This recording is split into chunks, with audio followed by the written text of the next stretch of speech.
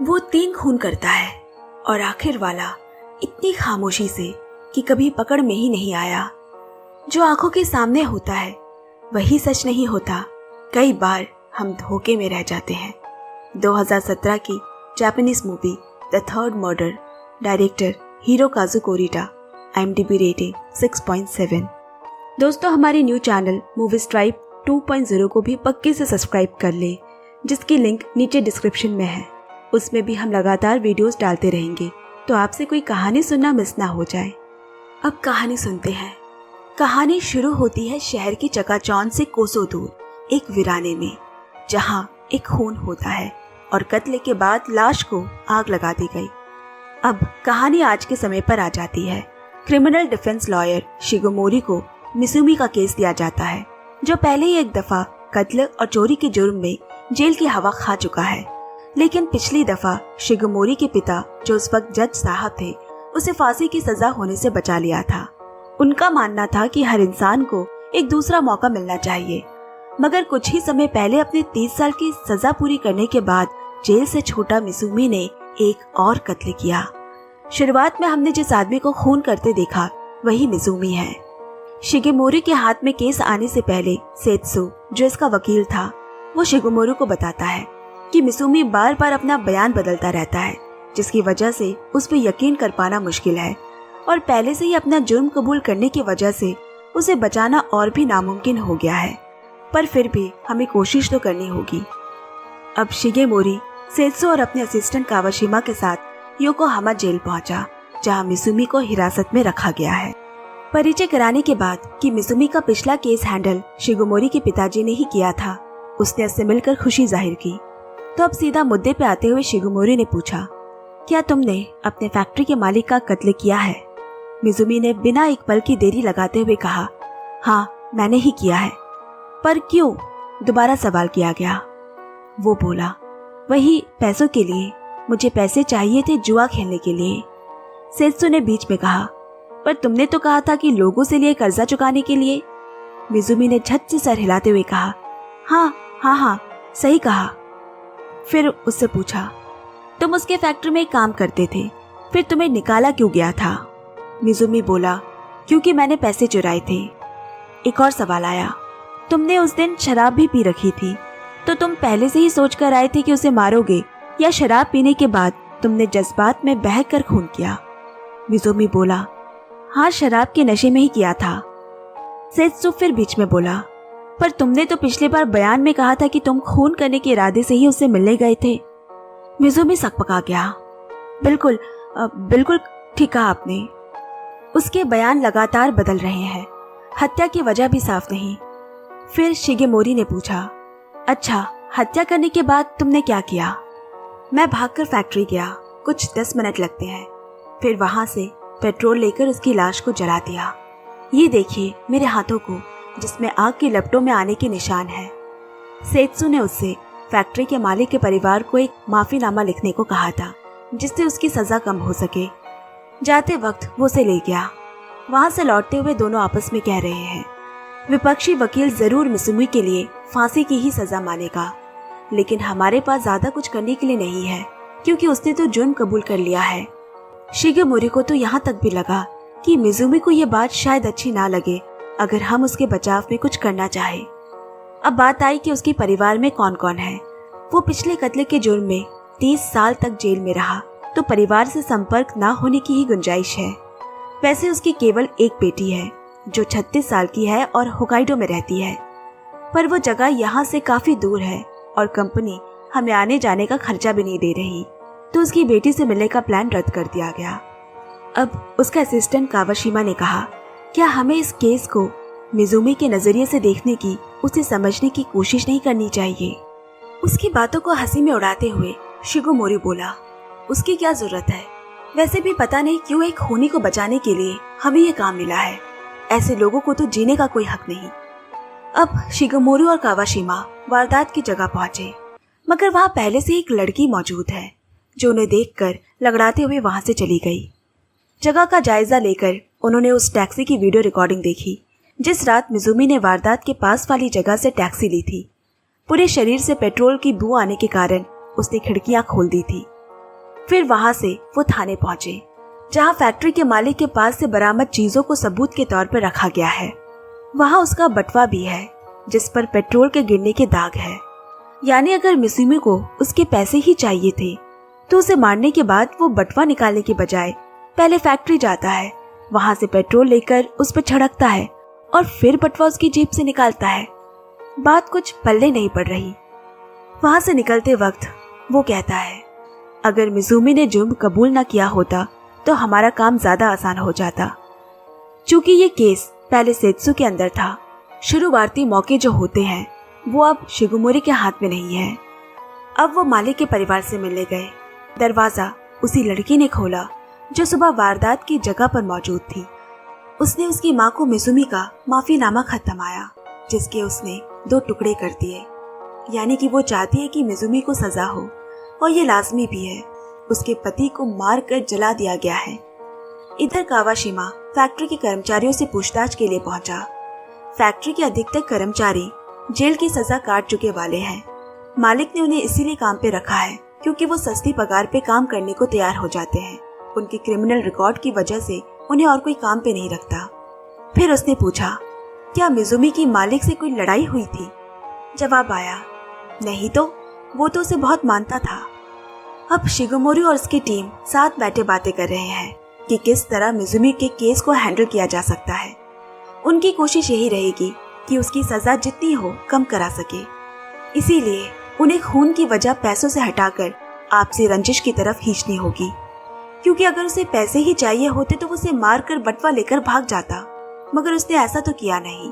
वो पहले फैक्ट्री गया, पेट्रोल लाया, उस आदमी पे डाला और फिर बटवा निकाला। इस बात से तो ये साफ है कि यहाँ मुद्दा पैसा नहीं हो सकता। अब अगली सुबह शिगेमोरी को एक फोन आया और वो तुरंत भागता हुआ एक सुपरमार्केट पहुंचा, जहाँ उसकी बेटी चोरी करने के लिए पकड़ी गई है। इस बात से वो बहुत शर्मिंदा है। माफ कीजिएगा, वो घर पे ज्यादा समय ना देने की वजह से थोड़ा बिगड़ गई है। आगे से ख्याल रखूंगा। अब अकेले में उनके दरमियान आई दूरी दिखाई दे रही है। शिगेमोरी अपनी पत्नी से काफी समय से अलग रह रहा है और बेटी माँ के साथ रहती है। उसने यूं ही बातों बातों में पूछा, अरे मैंने तुम्हें जो गोल्डफिश दी थी उसका क्या हुआ? वो बोली, वो तो कब का मर गया और मैंने उसे टॉयलेट में फ्लश भी कर दिया। शिगेमोरी ने उसे समझाया कि ऐसा नहीं करना चाहिए था, तुम उसे घर के बागीचे के किसी कोने में मिट्टी डाल देती। पर आज की नई पीढ़ी के बच्चों को इस बात से कोई फर्क नहीं पड़ता। एक बार फिर शिगेमोरी को योकोहामा जेल जाना पड़ा, क्योंकि उन्हें एक इंटरव्यू के बारे में पता चला है जो मिज़ुमी ने एक रिपोर्टर को दी थी, जिसमें फैक्ट्री के मालिक की बीवी ने उससे किसी इंश्योरेंस के पैसों का जिक्र किया है जो उसके पति को मारने के बाद उसे मिलेगा, और उसके अकाउंट में नौकरी से निकाले जाने के बाद एक अनजान अकाउंट से 5 लाख रुपए ट्रांसफर किए गए हैं। तुमने हमसे आखिर ये बात क्यों छुपाई? मिज़ुमी खामोश है। तो क्या उसने तुम्हें ये पैसे अपने पति को मारने के लिए दिए थे? शिगेमोरी ने पूछा। मिज़ुमी ने हाँ में जवाब दिया। क्या तुम दोनों में नाजायज संबंध भी थे? इसका जवाब मिज़ुमी ने नहीं दिया। अच्छा ठीक है, ये बताओ तुम दोनों किस तरह कांटेक्ट में रहते थे? ईमेल के जरिए, मिज़ुमी बोला। 2 हफ्ते पहले उसने मुझे मेल किया था, जिसमें कैसे काम को अंजाम देना है बताया गया था। मगर काम खत्म होने के बाद जब मैंने उसे फोन किया, वो बोली कि उसे बीच में ना लेकर आऊं और वो मेरा आगे का इंतजाम देख लेगी। शिगेमोरी को एक रास्ता तो मिला केस को आगे बढ़ाने का, मगर जब उसके मेल्स पढ़े गए, वहां कत्ल की साफ साफ कोई जानकारी नहीं है। सारी बातें घुमा कर लिखी है। पता नहीं कितना ये नया सबूत कारगर होगा। अब शिगेमोरी मिज़ुमी के किराए के मकान में है, जहां वो रहा करता था। वहां की मकान मालकिन बोली, वो बहुत ही अच्छा आदमी था, समय पर किराया देता था, कूड़ा जगह पर फेंकता था, कभी कोई परेशानी नहीं पैदा की उसने। फिर उसने फैक्ट्री मालिक की बीवी की फोटो दिखाकर कहा, इस महिला को यहाँ कभी देखा है क्या? नहीं, इसे तो कभी नहीं देखा, पर हाँ, एक लड़की स्कूल ड्रेस में यहाँ खुद आया करती थी। दोनों बहुत अच्छा समय गुजारते थे। उनके हंसी की आवाजें मेरे घर तक सुनाई पड़ती थी। बेचारी के पैर में कुछ दिक्कतें थी, ठीक से चल नहीं पाती। शिगेमोरी समझ गया कि वो फैक्ट्री मालिक की बेटी साकी की बात कर रहा है, पर वो यहाँ क्यों? उसे मिज़ुमी के कमरे में एक खाली पिंजड़ा भी पड़ा मिला। मकान मालकिन बोली, उसके चिड़िया के मरने पे उसने मुझसे पूछकर खुद उन्हें घर के पीछे दफना दिया था। ये सुनकर शिगोमोरी को बड़ा अचंभा हुआ और घर के पीछे उस हिस्से तक गया जहाँ उन्हें दफनाया गया था। वहां से लौटने के बाद वो एक बार फिर मिजुमी से मिलने पहुंचा और उससे पूछा, मैं तुम्हारे घर गया था, सुना है तुम्हें चिड़िया रखने का शौक था। हाँ, मगर आखिर तक वो मर गए, उन्हें मैंने मिट्टी में दफना दिया। शिगोमोरी ने कहा, मैं गया था उस जगह और मिट्टी को खोदकर भी देखा, पर यह बात मुझे समझ नहीं आई कि तुम्हारी 5 चिड़िया एक साथ कैसे मर गई। मिजुमी ये सुन चौंक कर बोला, क्योंकि मेरे चले जाने के बाद उनका ख्याल कौन रखता और बाहर वो जिंदा नहीं बचते, इसीलिए उन्हें मैंने ही अपने दोनों हाथों के बीच दबाकर आसान मौत दे दी। पर उनमें से एक उड़ गया। सर्दियां बढ़ती जा रही है, मालूम नहीं वो बचा भी होगा कि नहीं। अब शिगोमोरी ने दूसरा सवाल पूछा, तुम्हारे मकान मालिक ने यह भी बताया कि तुमने कत्ल से एक रात पहले ही मकान का किराया चुकता किया था। इसका तो यही मतलब हुआ कि खून के बाद तुम्हारा भागने का कोई विचार नहीं था, तुम्हें मालूम था कि तुम्हें पकड़े जाना है। मिजुमी बोला, बिना किराए वाले इस जेल में 30 साल गुजारने के बाद अपने छोटे से घर का किराया चुकाने में कितना सुकून है, ये तुम नहीं समझ सकोगे। लेकिन शिगोमोरी ने उससे साकिए के उसके यहाँ आने जाने के बारे में नहीं पूछा। वो पहले सीधा साकिए पे एक पूरा दिन नजर रखने के बाद कावाशिमा से उसके बारे में पूछता है। साकिए बचपन से अपाहिज नहीं है, वो एक बार फैक्ट्री की छत से कूद गई थी। कुछ दिन बाद शिगोमोरी ने इस केस के रह चुके पिछले जज और अपने पिता के मिजुमी केस स्टडी के डॉक्यूमेंट्स मंगवाए, जिसमें उसे मिजुमी के घर और परिवार का मालूम हुआ। अब उसके परिवार में सिर्फ एक बेटी रह गई है। उसका बयान मिजुमी की सजा कम कराने के काम आ सकता है और अगले ही दिन वो उसे मिलने होकाइडो के लिए निकल पड़ा। सफर के दौरान वो उसके पिता को लिखे मिजुमी का एक खत पढ़ता है। ये खत वो 30 साल की सजा खत्म कर बाहर निकलने के बाद लिख रहा है। उसने शुक्रिया लिखा है उसे जिंदगी का एक और मौका देने के लिए। आज मैं कावासाकी में एक ब्रेड बनाने की फैक्ट्री में काम करता हूँ। कल रात यहाँ बर्फ गिरी है, मुझे मेरे घर की मेरी बेटी की याद आ गई। 30 साल का फासला एक उम्र जैसा हो गया है। पढ़ते पढ़ते कब ना जाने उसे नींद आ गई और वो भी उनके खेल का हिस्सा बन गया। ट्रेन स्टेशन पे लग गई, वहां से पैदल कुछ दूर का सफर तय करना है। उसने कावाशिमा से कहा, मिजुमी ने पहला कत्ल इस इलाके के याकुजा नाम के गुंडे का किया था।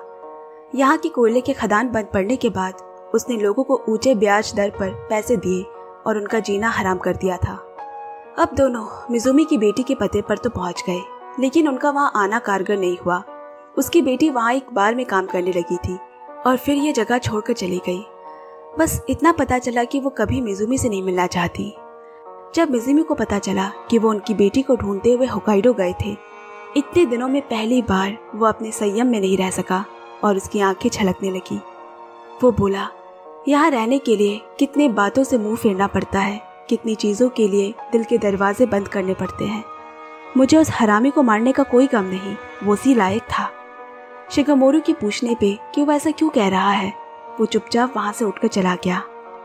अब शिगोमोरी के पास एक ही कड़ी है जिसकी गुत्थी सुलझानी बाकी है, साकी। अगले दिन वो उसे मिलने गया। साकी उसे सामने देखकर चौंक उठी। दोनों एक जगह बैठे, फिर उसने पूछना शुरू किया, तुम्हारी मिजुमी के साथ अच्छे संबंध थे, तुम उससे मिलने जाया करती थी ना? पर वो चुपचाप बैठी रही। फिर वो बोला, क्या तुम्हें मालूम है कि तुम्हारी ही तरह उसकी भी एक बेटी है और उसके भी पैरों में चलने में तकलीफ है? शायद यही वजह थी उसके तुम्हारे करीब आने की। साकी सवाल भरे नजरों से उसे देखने लगी। अब यहाँ केस के बारे में लोग तरह तरह की बातें बना रहे हैं। कुछ रिपोर्टर्स साकिया और उसकी माँ को आधी रात को परेशान करने आए हैं। अंदर आकर माँ कहती है, ये लोग कैसी बातें बना रहे हैं, उस आदमी के साथ मेरा चक्कर कैसे चल सकता है? साकिया बोली, तो फिर असल बात क्यों नहीं बता देती? माँ बोली, अगर बता दिया तो हमारी बदनामी होगी, फैक्ट्री बंद पड़ जाएगा, ये घर कैसे चलेगा तुम्हें पता है? सुनवाई का दिन नजदीक है, तुम्हें जितना पूछा जाए उतना ही कहना और पापा के बारे में कुछ मत कहना। अब यहाँ शिगेमोरी को उसकी बेटी यूको का फोन आया, मगर मैं अभी बिजी हूँ कहकर वो फोन रखने ही वाला था कि उसे महसूस हुआ यूको कुछ ज्यादा ही खामोश है। फिर वो बोली, पापा अगर मैं दोबारा मुसीबत में पड़ जाऊं तो आप मुझसे मिलने आओगे ना? ये बात मगर बहुत गहरी है। बाबा के समय ना दे पाने की वजह से वो उनका ध्यान खींचने के लिए उनका वक्त पाने के लिए चोरी जैसे हरकतें करती है। अब सुनवाई से 2 दिन पहले शिगमोरी मिज़ुमी से मिलने गया, उसे बताने कि कल सबके सामने क्या कहना है। पहले तो वो इस बात को नहीं मानेगा कि खून उसने पैसों के लिए किया है, बल्कि उसे ये कहना है कि फैक्ट्री मालिक की पत्नी ने ही उसे ये कत्ल करने को कहा था। सारी बातों पे हाँ में हाँ मिलाने के बाद मिज़ुमी बोला, एक बात पूछूं, तुम जो कर रहे हो इससे हो सकता है मेरी सजा कम हो जाए, मगर क्या तुम सच नहीं जानना चाहोगे? मिज़ुमी की आंखों में एक अलग ही राज छुपा है।